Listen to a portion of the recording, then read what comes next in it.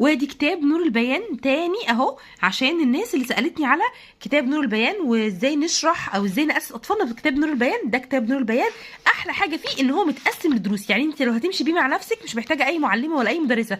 بيبدا لك بحروف الهجاء كلها مع بعضها ازاي تعرفيها له، وازاي تقولي له اسمها الحقيقي او اسمها الصح. اهو شايفين الف همزه باء تاء ثاء اهو، حاء خاء وظاء عين غين، الحروف باساميها الاساسيه. بعد كده بيوريكي الحركات كلها، بيجيب لك الحركات، وكمان بيديكي على كل حركه امثله كتير جدا فيها كل الحروف. بعد ما بيخلص بيجيب لك الحروف المتشابهه كتابه والحروف المتشابهه نطقا.